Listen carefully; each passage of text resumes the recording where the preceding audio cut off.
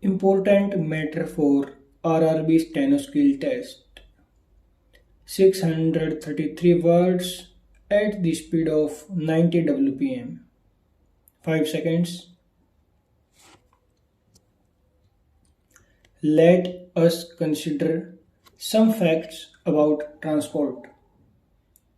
Transport plays a very important part in the modern world. I am sure you will fully appreciate the importance of transport if you will just think for a moment about what life would be like if all forms of transport services were to disappear and people had to depend on their own efforts to get the goods they wanted from places far away from their shops or factories. There are many types of transports, but they can all be classified into three main kinds.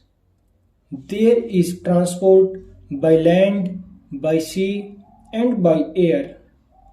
Let us first consider transport by land, that is, in other words, transport that moves on roads. It was a wonderful day for mankind when someone made the first wheel. We depend to a very great extent on the wheel in our day-to-day lives. The farmer must have carts or trucks or tractors to take his farm produce to the market. Lorries are required to carry raw materials to factories from one place to another, and lorries are, of course, also required to carry the finished goods and finished products from the factories to the market. In the same way, transport is needed to take articles from the shops to the customers.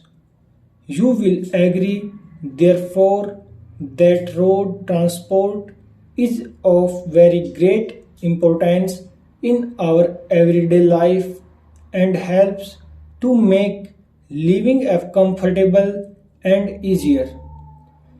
Then there is transport by rail, or you may say railways, although the carriage of goods by road has increased at a faster rate during the recent years. Many goods are still carried for long distances by the railways. No doubt in every country, road transport is very common and also very fast, but for transportation of goods too far off places, the road transport is slightly costly, and as such, some people in such cases prefer transport by rail. In this country, the railway system was considered to be of such basic importance to the economy that it was taken over by the government. There are now no private railway companies in the country, but in some foreign countries, such railway companies still exist. In the opinion of many people, there should be a proper divisions of the business between the railway and the road transport companies. Some people even go so far as to express the view that the big road transport companies should be made into a public company or should come under the control of government or any such body formed by government representatives so that there is better control and the cost also comes down to some extent.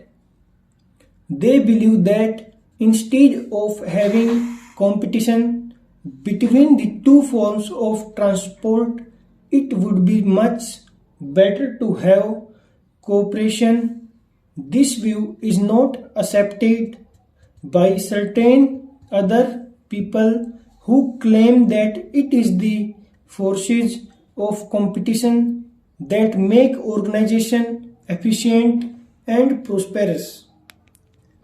They also believe that it is the competition which helps to control the price line.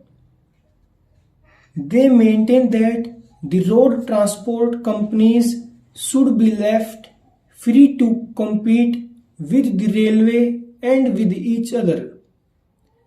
This is, of course, a very difficult problem, and I do not propose to discuss it in detail tonight. We must consider other forms of transport also, such as transport by air, transport by sea, etc. These two forms of transport are no doubt costly, but the service they render is of very high order and much faster than any other type of transport discussed earlier. Whatever the case may be, transport plays a very important role in these days when time is considered to be of very great importance, when time is considered money. Transport services, efficient transportation helps to save time and thus convert